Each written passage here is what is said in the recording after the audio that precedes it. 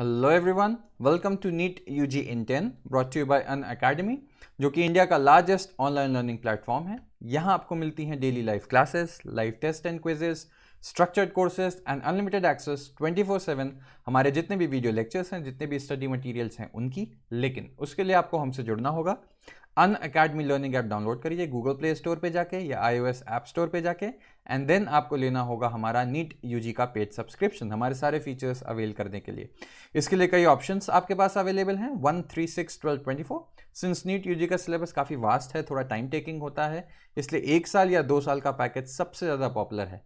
On top of that, अगर आप मेरा रेफरल कोड LOVE10 ये यूज़ करते हैं तो आपको मिलेगा एक्स्ट्रा 10% का ऑफ, जो भी हमारी बेस प्राइसेस हैं। मेरा नाम लव किशोर श्रीवास्तव है। मैगिल यूनिवर्सिटी कनाडा में एज अ रिसर्चर मैं समय काम कर रहा हूं, और आप पर्सनली मुझसे जुड़ना चाहते हैं तो मैंने अपना टेलीग्राम लिंक नीचे ऐड कर दिया है। तो लास्ट लेक्चर में हमने बात किया था मैक्रो और माइक्रो एलिमेंट्स या न्यूट्रिएंट्स के बारे में। ठीक है, क्या होते हैं ये आपको सब पता है अब, कि जो भी एलिमेंट्स हैं, जो भी न्यूट्रिएंट्स हैं, यहाँ एलिमेंट्स की बेसिकली बात करेंगे, जितने भी मिनरल्स हैं उनका क्या रोल था। यहाँ पे 2 कैटेगरी में हमने बांटा था, एक जो 10 मिलीमोल से ज़्यादा थे, एक 10 मिलीमोल से कम थे। तो जो ज़्यादा अमाउंट में चाहिए उनको हम मैक्रो बोलते हैं, MACRO, और जो कम हो चाहिए होता है कम अमाउंट में, उनको माइक्रो बोलेंगे। तो अब जब इतने इंपॉर्टेंट है, जब ज़्यादा मात्रा में चाहिए तो इनका यूज़ भी जान लेना चाहिए। ठीक है, तो आज हम यही बात करेंगे कि इनके यूज़ क्या हैं। ठीक है, तो they participate in various metabolic processes. ठीक है, जैसे कि permeability of the cell membrane maintain करना, maintenance of osmotic concentration of cell sap, electron transport systems आप पढ़ेंगे अभी, रेस्पिरेशन में आता है, फिर आता है इवन फोटोसिंथेसिस में भी आएगा। ठीक है, तो वो सब चीज़ें हम बाद में डिस्कस करेंगे जब प्लांट फिजियोलॉजी के और टॉपिक्स में आएंगे। Buffering action, what is a buffer? वो चीज़ें जो pH कांस्टेंट रखने में हेल्प करती हैं, एंजाइमेटिक एक्टिविटी हो गई। ठीक, and obviously major constituents of macromolecules and coenzymes. ठीक है, अच्छा अब बात कर लेते हैं कि क्या क्या हैं ये चीज़ें। तो पहला तो आता है नाइट्रोजन। मैंने आपको लास्ट लेक्चर में भी बताया था कि ये जो है ग्रेटेस्ट अमाउंट में चाहिए होता है। ठीक है, किस फॉर्म में एब्जॉर्ब करेगा? मेनली NO3- नाइट्रेट के फॉर्म में एब्जॉर्ब करता है, लेकिन कभी कभी ये अमोनिया हो गया या नाइट्राइट हो गया, इनके फॉर्म में भी एब्जॉर्ब कर सकता है। तो मेन याद रखिएगा किस फॉर्म में होगा, NO3। ठीक है, अब बात आती है कि नाइट्रोजन चाहिए कहां कहां, required by all parts of the plant. ठीक है, पर्टिकुलरली द मेरिस्टेमेटिक टिश्यू जो ग्रोइंग पार्ट होता है, and the metabolically active cells.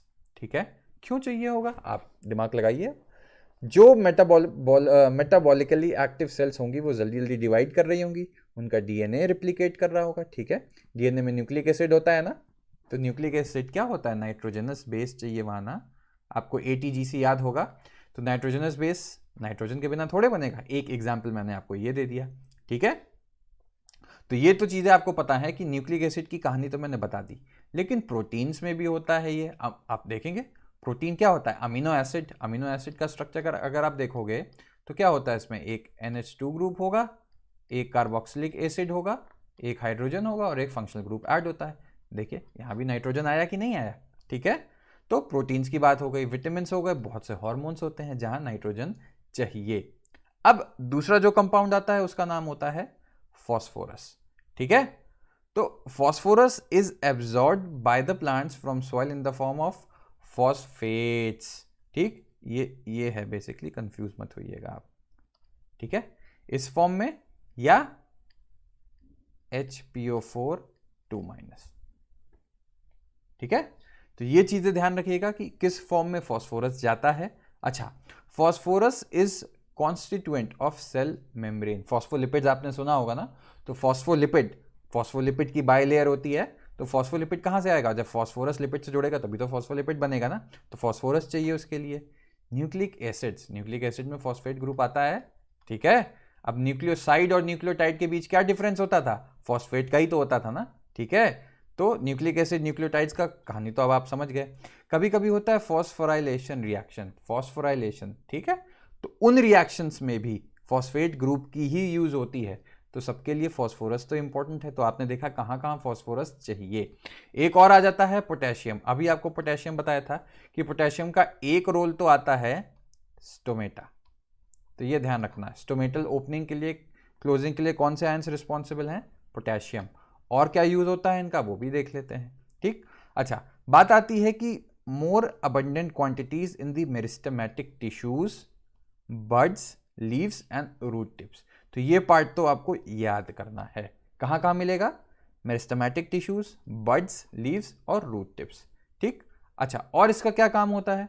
Potassium helps to maintain anion cation balance in the cells, ठीक, and is involve in protein synthesis. ठीक, एक part तो protein synthesis आपको बता दिया। दूसरा opening and closing of stomata, बहुत इंपॉर्टेंट है।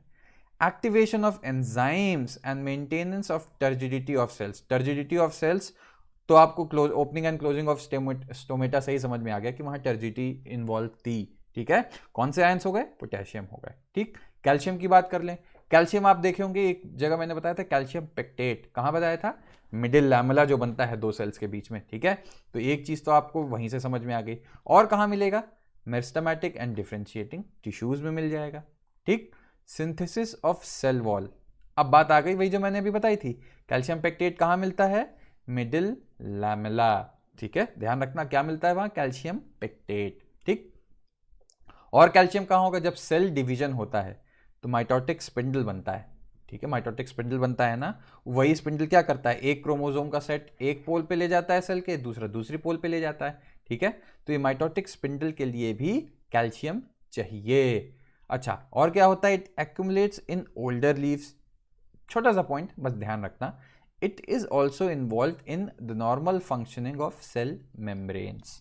ठीक है, तो ये छोटे छोटे पॉइंट्स थे, एग्जाम में कोई भी क्वेश्चन बन सकता है, इसलिए ये सारे पॉइंट्स आपको याद करने हैं। इसको एक कॉपी, एक पेन लो, एक कागज लो। ठीक है, याद करो कैल्शियम का क्या क्या यूज था, लिख डालो, 2-3 बार लिखोगे याद हो जाएगा परमानेंट। ठीक, और क्या होता है? बहुत सारे जैसे आयंस बताए थे, ये सब क्या होते हैं? कुछ एंजाइम्स के एक्टिवेटर होते हैं। ठीक है, एंड जो एंजाइम्स हैं वो क्या करते हैं? मेटाबॉलिक एक्टिविटीज रेगुलेट करेंगे।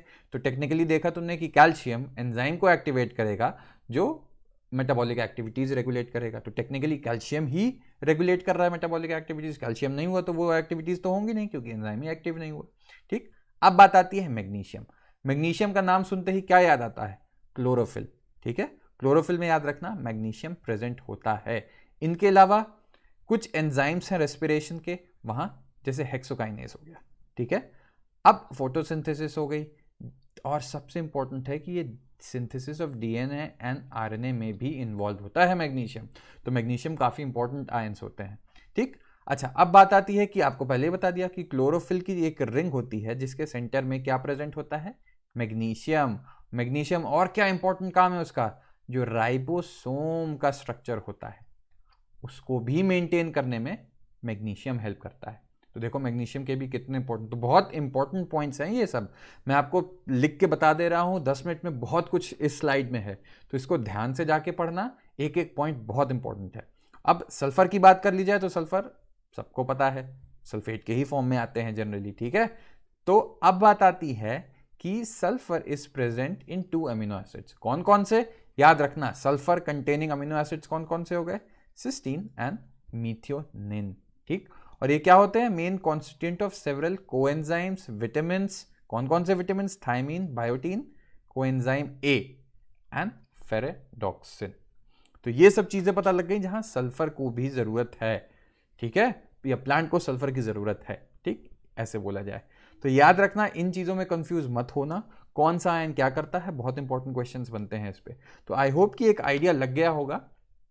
ये सब मैक्रो न्यूट्रिएंट्स जो ज़्यादा अमाउंट में चाहिए, उनका कहाँ यूज़ होता है, कैसे यूज़ होता है, किस फॉर्म में वो एब्जॉर्ब होते हैं, सब क्वेश्चन है इसमें। जो जो लाइन थी सब अपने आप में क्वेश्चन है। ठीक है, तो अगर वीडियो पसंद आया लाइक करो, सब्सक्राइब करो, कमेंट करो कि और क्या देखना चाहते हो और क्या पढ़ना चाहते हो। Love10 मेरा रेफरल कोड यूज़ करके अनअकैडमी से जुड़ो, एंड पर्सनली मुझसे जुड़ना है, मेरी क्लासेस का अपडेट पाना है, तो मैंने अपना टेलीग्राम लिंक नीचे ऐड कर दिया है। तो चलो मिलते हैं नेक्स्ट क्लास में, तब तक के लिए बाय।